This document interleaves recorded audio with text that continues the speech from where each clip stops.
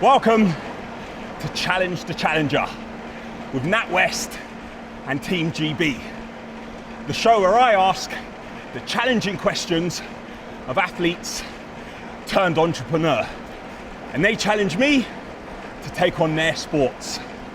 I'm your host, Daniel Ashville, and today I'm here with Rob Hayles.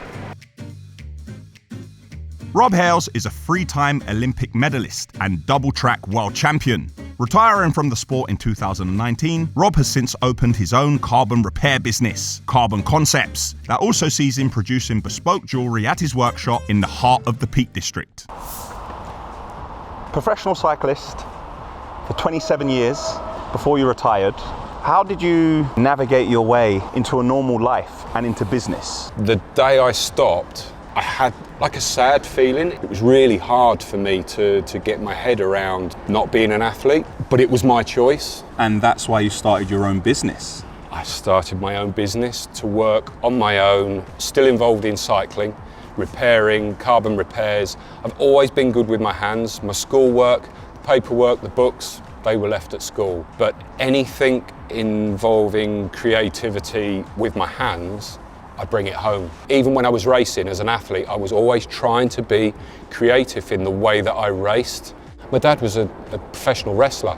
It's all about the show. Okay, I have a question. You wouldn't want to clock in at 9 o'clock in the morning and leave at 5. No. But how many hours do you actually work in a day, and do you end up working more because it's your own business? It can be a poison chalice, having my work at home. So for instance, if I'm making some jewellery and it needs resin and it's going off in the oven, then potentially I can have a bit of a rest, have a break from it, and then go back to it later. So over the period of a week, I probably get a decent 4 or 5 days sometimes of work.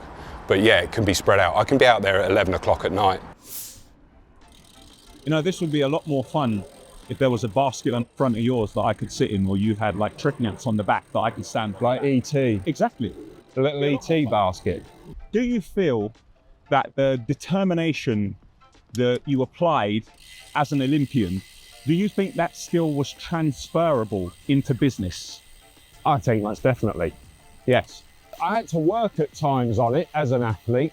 I think most of us do, but there is also a natural element to it. It's in my genes, as it were. You know, in your DNA, isn't it? Yeah, it's in our DNA. Let me try and get my head around the mindset. So for instance, you're training and you suffer an injury and you have to recover from that injury and you do everything it takes.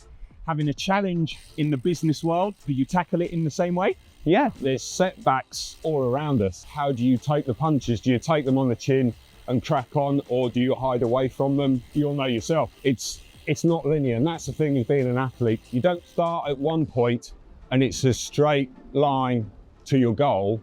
There's ups and downs. You've got to dive left and dive right, and it's the same in business. Would you say because you enjoy what you do, you're able to do the job a lot better? Yes, I'd certainly think so.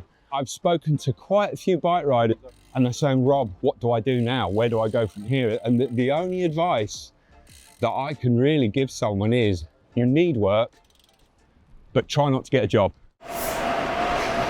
You okay? Because now, Daniel, we're going to be doing a little bit of high intensity work. All right. Ready? 3, 2, 1, go.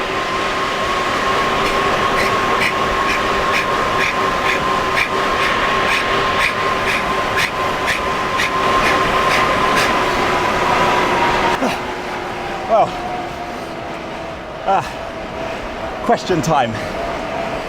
In your athletic career and your personal life, you've had a number of challenges. How did you navigate these? When I came up with a big stumbling block, it was almost like a reset button, and I was looking at all the basics, going back to basics. Am I doing this right? Am I doing that right? And a lot of the time, actually, what you need is a bit of a rest, just to try and recover. And a lot of athletes, post-illness or injury, can be a better athlete. And I think that's one of the things that I tried to do, is step back and look into myself rather than looking on the outside and going, well, this is great, this is all going well. Would you say you've applied any of that logic to your business?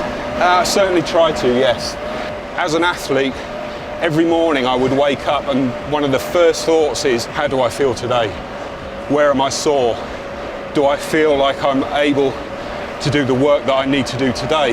It was nice to, when I retired, not to have to do that, but then it transferred to, I've got this repair to do, I've got this piece of jewellery to do, so I'll go to bed at night and thinking about the different processes, because every job is slightly different and it's tweaking that.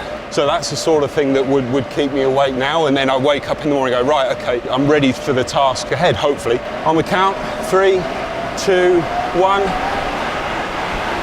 Come on, you got this. It's just like riding a bike.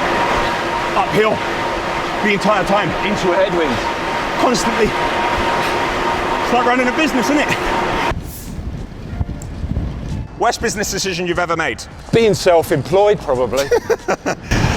Best business decision you've ever made? Being self-employed, definitely. Biggest failure? I fixed the wheel, I spent 4 days on it, and when I put the tyre back on, the whole thing exploded in my workshop. Which success did you enjoy the most? Winning the World Championships in the Madison in Los Angeles with the one and only Mark Cavendish. One thing you've learned from professional sports? Never ever take anything for granted. One thing you've learned from business? Life as an adult is bloody hard. Agreed. When you get a day off, what are you doing? Playing golf. What do you miss most from sport? Hurting other people in a legal way. What do you miss least about sport? Pushing my body and hurting myself and getting hurt by others in a legal way. Who cooks, you or your partner? We share it 80-20. One thing that you want people to take away from this film? Ex-Olympic athletes are really mint people, and you'd love to take us to a party. All right, that's it, Rob. Thank you. Rob, sports people love a challenge. The bigger the better. Do you find any challenges enjoyable in business? What I do enjoy is doing bespoke pieces for people with different materials, new materials. It's nice to have something a little bit new, just to test me mentally, not necessarily physically. I'm done with physical challenges. I think every day is a school day. I know that you hear that quite a lot. It is, isn't it? And what sort of legacy do you hope to leave behind in cycling and in business?